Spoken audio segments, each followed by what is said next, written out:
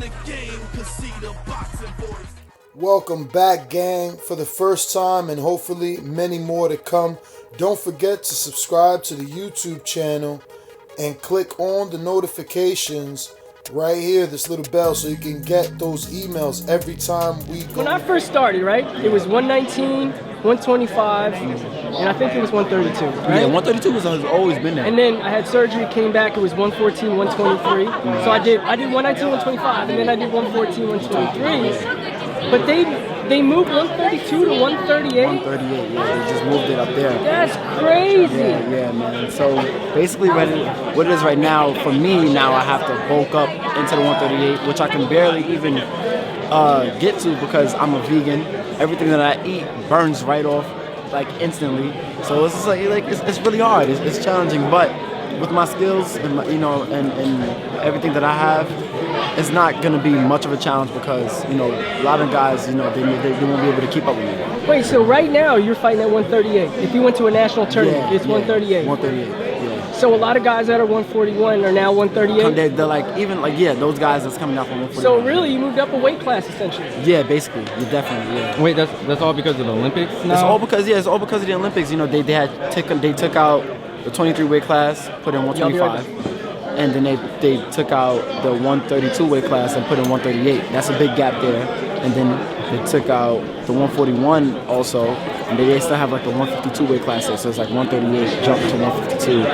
It's just like, it's kind of crazy, but it is what it is. You got to fight through it. Because obviously these are obstacles that that you didn't first prepare for, but what makes you still want to go to the Olympics opposed to go professional if you're having to go through these abstract changes? I've worked so hard. I've always dreamed of fighting in the Olympics. It's such a prestigious tournament, the biggest tournament, and you can win in amateur boxing. It comes every 4 years. It's not like something that just comes like year after year over and over again. It's just like it's something that you really work towards from a little kid. Since I started boxing, since I was 7 years old, the Olympics has been my thing. So it's just like I have to make sure that I fight in it, and no matter what, they change the weight class or whatever, I'm gonna move up and you do have to do it. What's your honest opinion about when they talk about moving headgear at certain amateur events for you to qualify? Yeah. Doesn't that stress you out when some people say, look, if I don't have to wear headgear and I'm not getting paid, it's better for me to go professional, get money if I have to risk myself? Well, honestly, I love it, bro. Okay. No, that's beautiful. I was never an elite amateur like him, but I wore headgear, and I never wanted to wear headgear. Yeah, no, I hate it because it was hard to move your head. It's that, and it's like it blocks your peripherals sometimes. Some headgears they're making now. It kind of helps, but it's still not the same. I've fought without headgear probably like 15 times already now, and since I've been amateur, and I love every second of it. Just me being able to see everything and me feeling the punch, really going through the punches. It's just that adrenaline is different. It's so much different. So it's definitely something that they bring new to the table, but I love it though. It's definitely something that I'm glad that they put inside the amateur boxing. And plus, it gets me ready for the pros as well too.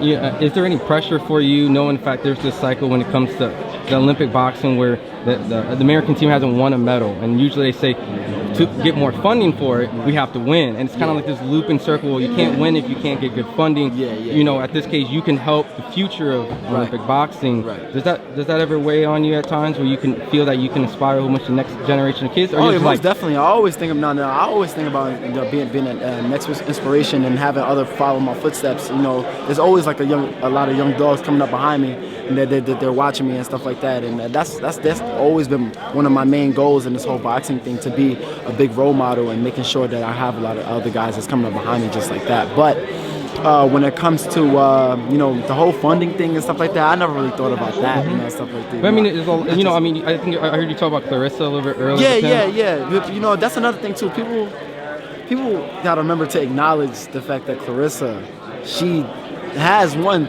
2 Olympic gold medals. They focus on the men, I understand that, and we have won, bronze with Nico Hernandez and silver with Shakur Stevens in the last Olympics. So we're making progression. The USA boxing is definitely coming back strong, 100% for the rest of the world. So people are just kind of sleeping on us because of the previous years. But trust me, the team is looking heavily stacked this time around. Trust me, it's definitely going to be a different type of atmosphere that we're going to bring in this the 2020 Olympics. And you know, I just kind of want to switch gears really small, but Big Baby Miller fighting Anthony Joshua.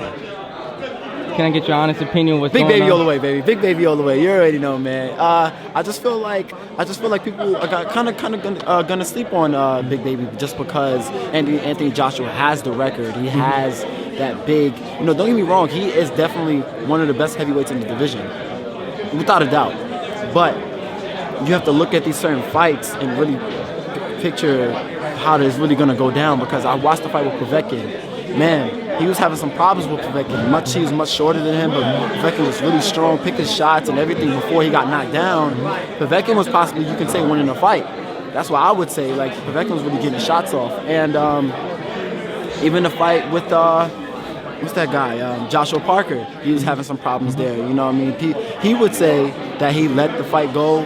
But I honestly feel like Joshua Parker was putting up a really good boxing exhibition against Anthony Joshua. And what I feel like Jarrell Miller would do, he would... Gotta wrap it up. I gotta get out. Yeah. I gotta get stage clear. What I felt Jarrell Miller would do, I feel like he'll you know, definitely wear him down, get Joshua tired, as he does in a lot of his fights, and finish the job.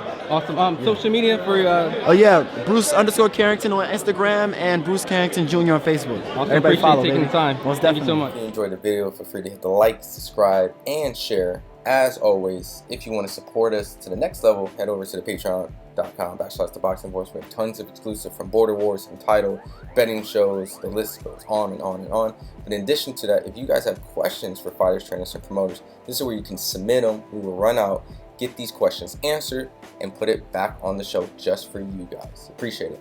Peace.